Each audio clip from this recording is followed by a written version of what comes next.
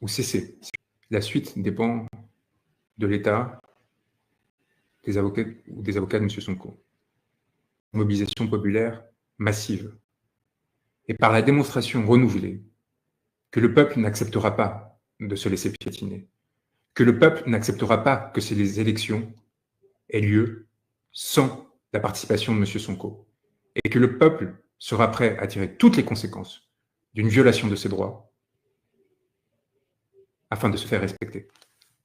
Il est donc essentiel que dans la perspective des prochaines échéances, cette mobilisation se maintienne. Et le courage et la créativité de ceux qui, malgré les interdictions systématiques de manifestation, malgré l'existence de 1500 prisonniers politiques sur ce territoire, ont continué à trouver de nouvelles voies pour démontrer leur soutien à M. Sonko et plus généralement à la démocratie, est crucial, que ce soit par la démonstration systématique de cet engagement au sein de manifestations publiques, comme lors des matchs de football, ou à travers la mobilisation sur les réseaux sociaux et enfin les mobilisations populaires sur le terrain, il apparaît essentiel et cardinal que vous continuiez, par fidélité aussi, pour les sacrifices qui ont été mis en œuvre par M. Sonko pour défendre les intérêts de cette population. Celui-ci croit en son destin, n'est prêt à aucune forme de compromission, de négociation comme tant d'autres s'y sont voués. Il respecte et exige le respect strict de l'état de droit qui doit, de façon concomitante, lui permettre de se présenter sans condition et sans qu'il soit besoin de se compromettre ou de demander une quelconque assistance au pouvoir actuel. C'est donc un appel solennel à celui-ci, à respecter ses propres règles et à s'engager sur la voie de la normalisation de la situation politique que nous passons maintenant.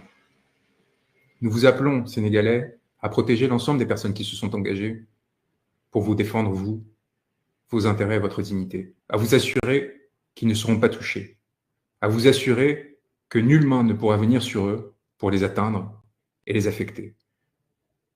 Depuis Paris, depuis les Comores, où mon confrère Saïd Larifou exerce et a fait le déplacement jusqu'à Ziguinchor pour montrer encore une fois l'importance et l'attachement qu'une grande partie de la communauté internationale a pour cette affaire. Des Antilles, où ma consoeur Lorenza Brojac et Maître Tacita agissent. Des institutions internationales de Madrid, où nous avons été reçus pour mettre en place une série de mobilisations afin de restaurer l'état de droit et la démocratie sénégalaise.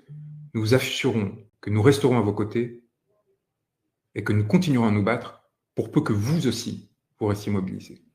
Nous appelons enfin les magistrats et les hauts fonctionnaires qui seraient inquiets des conséquences qui pourraient y avoir sur leur carrière, dans le cas où ils respectaient le droit et l'appliquaient, plutôt que de se soumettre aux instructions politiques et inacceptables du pouvoir en place. Nous appelons d'une part à se rappeler de leur serment, de la nécessaire dignité avec laquelle ils doivent exercer. Nous appelons aussi de façon plus pragmatique à se rappeler que dans quelques mois, ce pouvoir s'effondrera s'il cesse de respecter ses propres principes. Sans Ousmane Sonko, en février 2024, il n'y aura pas d'élection. Il n'y aura pas d'élection parce que le droit, le strict droit, exige qu'il puisse se présenter. Et nous rappelons que les procédures que nous avons enclenchées ne sont pas complètes et que toute compromission de la part de forces institutionnelles qui viendraient détourner le droit de façon évidente, dans le but de complaire au pouvoir actuel, feront l'objet de poursuites supplémentaires et amèneront à des conséquences qui pourront, encore une fois, toute leur vie, les poursuivre. Il n'y a pas de possibilité de négociation, que ce soit d'une autre candidature que celle de M. Sonko, que ce soit celle d'un décalage des élections comme cela a été un temps prévu, ou que ce soit évidemment la tenue d'élections sans des représentants de ce courant populaire massif qui s'est levé aux côtés de ce dernier. La communauté internationale le sait, l'a rappelé et indiqué encore récemment au pouvoir sénégalais lors de son passage aux États-Unis, rappelé la nécessité de tenir des élections inclusives et a pris acte de la décision de Ziguinchor qui, encore une fois, fera l'histoire. Je tiens à rendre hommage, encore une fois, une dernière fois, à l'ensemble de ses confrères qui, depuis Dakar, continuent d'exercer malgré les pressions qui sont les leurs, qui se sont déplacés à Ziguinchor pour arracher cette victoire essentielle. Nous sommes fiers de porter la même robe qu'eux, nous sommes fiers d'agir à leur côté, nous sommes fiers de continuer à marcher aux côtés de vous, peuple sénégalais.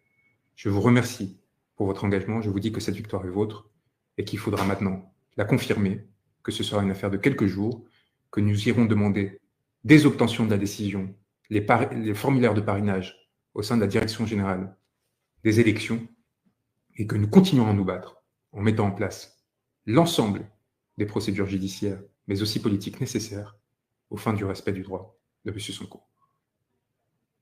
De pensées extraordinaires vous sont adressées et un rappel tout aussi important, l'exemple que vous nous avez donné à partir du mois de mars 2021, à nous tous qui sur le reste de la planète cherchons à notre mesure à lutter pour la dignité humaine et pour la possibilité pour les peuples de respecter et de faire respecter leur souveraineté, est une leçon qui ne sera pas oubliée.